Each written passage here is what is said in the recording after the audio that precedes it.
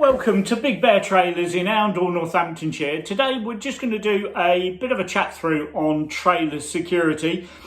Trailer security has always been an issue, but it just seems to be coming to the fore, and certainly if you look at social media or the news, reports of somebody's trailer theft or loss seems to be on the up for sure. So I just took a quick look this afternoon to go, okay, what stats are available for us? And there's a couple of things. One, there's an NFU Crime Report, which compared the number of trailer thefts in 22 versus 2023. And that shows a 66% increase in trailer thefts, which is rather scary. And then there's another piece of data, which is from the Equipment Register, or TER. And they came out with some stats that were saying with trailers that are for sale, so used trailers typically that are for sale, 1 in 10 of those trailers was reported as stolen on their asset register.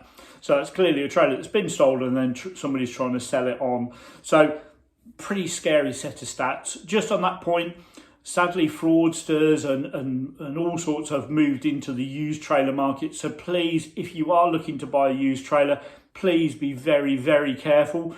Classic adage that if something looks too good to be true, guess what? It probably is. So if it's a couple of grand cheaper than market price, there'll be a reason for that. And it might be that the trailer actually doesn't exist. They've got lots of nice pictures and they can tell you a good story, but it doesn't exist. So please be very careful.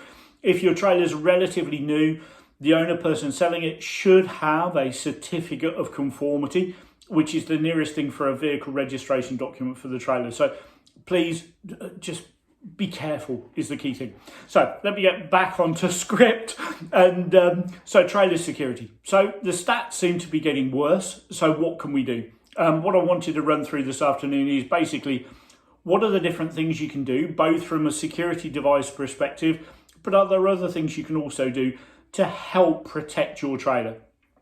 And what I want to do is run through the hierarchy of that. So I'm going to start with where we would start always first, which is a hitch lock. So whether you have a brake trailer or an unbraked trailer, really the security device you really must have or should have is a hitch lock. So here, basically I've got an unbraked trailer hitch, and that's got one of the yellow hitch locks attached to it.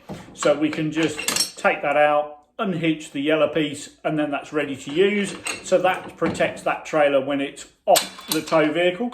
Move that over to one side. Then we've got a braked trailer hitch.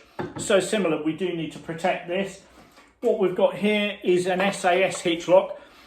Keys in the side, the two pieces come apart, and what you basically do is you slide the red piece over the hitch, and then the silver piece comes together with the red piece. Slide that in, excuse me, I'm doing this on my own, and then turn the keys and take them out.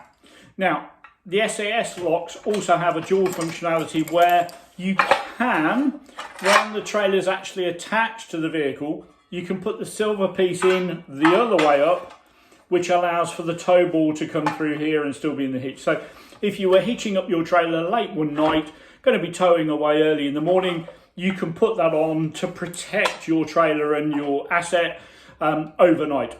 But the key thing is you cannot travel with this in place. So that's hitch lock to start with, but it also leads us very nicely into, okay, so if my trailer is attached to my vehicle, what can you do there? Now, some trailers have an integrated hitch lock, but a number don't. So for example, with this one, there's no locking device here, but if I put this dummy tow ball in as if it was, bear with me, as if it was attached to a tow vehicle, what we can do is if your hitch has one of these keyhole openings just here, we can actually use what we call an on-car lock, which is one of these. So basically it's a brass barrel and 2 keys. We take it, we square it up so it looks like a keyhole, and we're going to just pop it straight into there. Turn the key, brass bit now stays in there. I've got the keys in my hand, and if I try and release that, I can't release it. So great device just for protecting, really against opportunists. So we do quite a lot for camping trailers when people have got their worldly possessions, going on holiday, but have to pull over at a motorway services. So it just stops an opportunities coming along. I'm not saying it's 5-star security, but it's just great to stop that opportunist coming along. So that's the on-car lock. From there, really, next step would be go to a wheel clamp. So that would, as it describes, it's for when the vehicle is stationary, it's parked up, and we'd attach that wheel clamp. Please note this, if it's a twin axle trailer, to the rear axle. And the reason why we put it on the rear is sadly some nasty thieves have decided they'll come along with a tow bar that's raised up higher. And so they'll have the trailer, so actually the front axle is off the ground. So it doesn't matter whether you've got a wheel clamp on that front axle, they'll be able to tow the trailer away because that front axle is lifted up. So only thing to watch out for with wheel clamps is there are several different varieties and types. Price range is somewhere between sort of £60 and probably £200. Again, we quite like the SAS ones, but you do need to check. You want it to be, none of them are easy to fit, but you want it fairly straightforward to fit. But please be careful of tyre size, wheel rim size, and also the style of the wheel, whether it's aluminium or a steel wheel, because you want to make sure you're getting a really good fit. You don't want it to be too sloppy that actually you could pull it off without a set of keys. So please be careful of that. So now we've done hitch lock and wheel clamp, that leads us nicely into, if you've got a valuable asset like a 9 or a 10 grand horse trailer, next step would probably be insurance. So there are a number of insurers out there, depending on whether you're a personal user or a business user. If you're a business user and the asset is owned by the business, I'd suggest trying to add it to your business insurance policy. If you're a private individual, if it's a horse trailer, you might be able to add it to your horse insurance policy. If you've got a policy with the NFU, you could go down that route. Or also in the note, you'll see I've included a link to a trailer insurance provider. I'm not saying they're the only one in the marketplace. It's not a recommendation, but it's just somewhere for you to go if you want to get a benchmark as a price for that. So trailer insurance. From there, you can then go to trackers. And the tracker technology has moved along really quite nicely. So that is a standalone tracker, got its own battery built in, and the battery life's really quite good, probably 3 to 4 years. You can discreetly put this in the trailer somewhere. You want to make sure it's got coverage, so it's not going to shroud the signal that the device is putting out.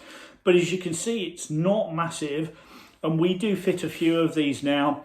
The advantage of these is a couple of things. One, you can set up like a ring fence area, so it'll ping you if the trailer goes out of that ring fenced area. It'll ping you if it moves between certain hours, which can be helpful. Excuse me. The other thing that is quite useful, which is an ancillary one completely, but it will record the mileage that the trailer's doing. So if you're a commercial user, it will give you some stats to say, actually, do you know what? The trailer's ready for a service. Let's get that. So tracker, just to give you an idea, probably to buy that unit is around about 150 to 200 pounds. And then you'll pay about £10 a month for the airtime contract, which is basically how the tracker communicates and you get your dashboard of data and what have you. Next up from there, a couple of things. One is data tag. Data tag, you can get a kit in the UK that attaches to trailers. Its most visible pieces, you tend to get 2 stickers that stick on the A-frame, which says it's registered with data tag. Basically, it's an asset register, but with some stickers and with some smart liquid which identify the trailer. So if your VIN plate or the serial number were removed, there is a way that the police or the agencies can identify whose asset that actually is. And to give you an idea, data tag probably coming in about £65, relatively easy to fit. And the one thing to say is it's not like a physical deterrent like this, but the trailer insurance companies seem to like it. So sometimes the trailer insurers will give you a discount if you do have data tag. The other option, which I sort of referred to earlier when we were talking about stats and data, there is an asset register called TER, We use it for all of our trailers now. So every trailer we sell will register with TER. The advantage of that is that the police and DVSA and VOSA are starting to use that asset register a lot more. So if they do a roadside pull, they'll be able to check to see who is the owner of that trailer, and they can check it that way as well. Now, it's a free to register item, but it's a nice little security device for us. So the other one, finally, really, is one where you go, okay, you can do all these security devices, but what we tend to find with a stolen trailer is either the VIN number, which is the metal plate that you typically find on the A-frame, is removed or substituted, and or the serial number that will also be on the trailer has been removed. They've tried to grind it down or something like that. So the police and others are saying, well, can you record that VIN number in other places on the trailer? So if you've got some kind of indelible marker or something like that, mark the serial number somewhere else on the trailer, that if it does get recovered, it's a way of tracing the trailer back, basically. The other one that we've heard fairly recently, which is quite an interesting one, but I don't know how long it will last as an effective security device, is to put another, typically this would be on horse trailers, by the way, another oblong rear number plate on the roof of the trailer, because the high-level ANPR cameras can actually read that number plate. So even though the trailer might have just been stolen, the number plate might have been removed, actually the ANPR cameras can read what's on top of the trailer. So a nice little item there. What I will do is I'll include some notes in the detail below this video. So if I've missed something or you want to see one of the links or what have you, you can see all the detail there. The one piece I would say is obviously this is a moving feast. The thieves will always try and stay one step ahead. So that's where we are as of now in Q4 2024. But obviously the market does move and things will change. So we'll try and keep this up to date. But if you found this useful at all, please, if you can like and also subscribe to our channel, it really does help us and enables us to bring more content like this to you. So hopefully that's been useful. If you've got any questions, my name's Ian from Big Bear Trailers, and our contact number here is 01832 770 888. Thanks very much. Bye now.